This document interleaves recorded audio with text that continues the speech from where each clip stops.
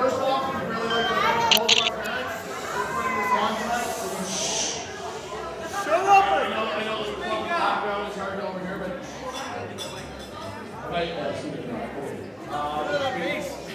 we'd like to thank both of our parents for putting this on tonight. Without them, this night wouldn't be possible. They've done everything for us at this point. We'd like to thank our bridal party, Agnes, Caroline, who's been phenomenal. Graham, I can't say enough about you scraping the dirt off my jacket today. How many times I brushed up ass and her dress, which was speaking most of Toronto this afternoon. You guys did an amazing job. We thank you for coming out. We love you guys.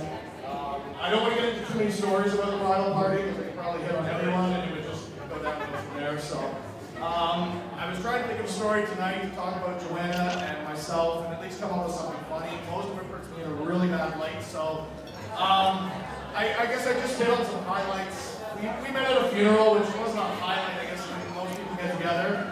Although it did blossom from there. We had some good times, some bad times.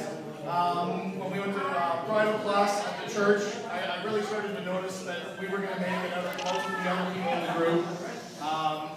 When we got over stuff like I had an alarm clock for my high school that I'd had for 9 years, and I love this thing. And it was pretty low key, but she threw it out one day and then told me she hid it under the bed. And I spent 2 days looking for it, and I could not find this alarm clock. And then she finally confessed that she threw it down the garbage chute, which killed me. It broke me. But we got over it. And stuff like this, I look back on it and I say, if we can get over this, we're going to make it through things. And yes, it is a bit of a love-hate relationship with us. There's people say, you know what, it's 50% hearsay, 50% hearsay. I beg to differ. I pretty much just get in, or if she vetoes me some way, and somehow her vote goes through. I think we've had a strong 8 years. I've enjoyed every one of them at this point. I love her dearly. I said when we went to Fields' wedding, I saw her in the bridal outfit, or the bridesmaid outfit, and I took one look at her and I said, you know what, that is the girl I'm going to marry. And from that day on, I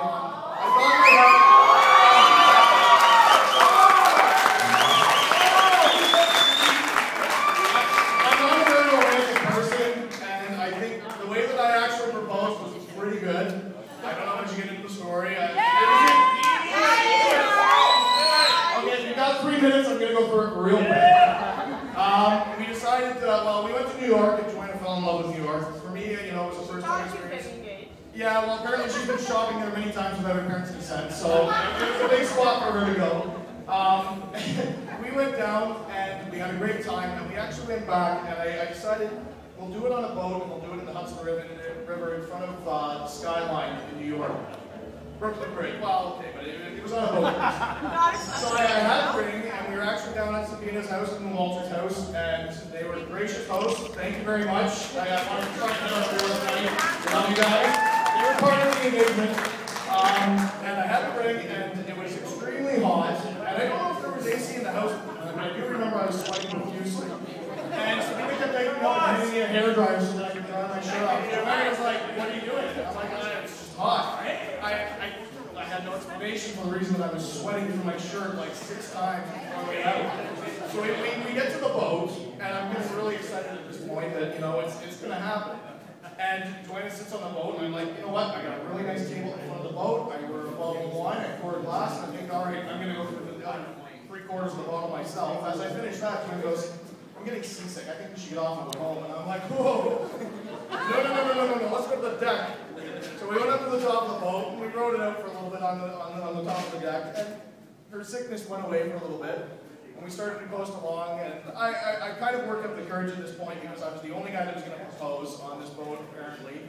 And as I went down, I had a bit of a crowd coming around me, and I thought, no, just go through with it. So I went down on one knee, and I said, I've been with you for 7 years. I don't think it was 6 years at this point. 6 years. 6 years. Said we've been together for 6 years, and I think I want to spend the rest of my life with you. I love you more than anything in the world. Will you marry me? And she paused. She paused for a moment, and I'm on one knee, and everybody is staring me down at this point. Like I'm a freak on a boat. And I'm like, please, just take the ring, just take the ring. So I kind of throw it to her. So I never actually put it on her finger. She She actually put it on herself, but I put the ring on today, which makes up for the other part.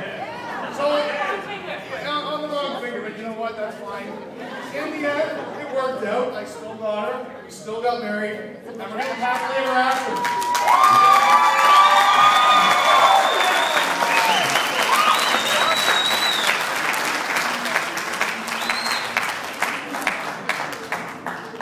So, once again, we'd like to thank everybody. We know people flew in from far away, Europe, BC, on our side, not out of the country yet, but on the other end of the country. Edmonton, Campbell, thank you very much.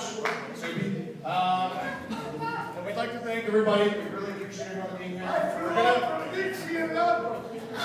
Uncle John, again, thank you for coming.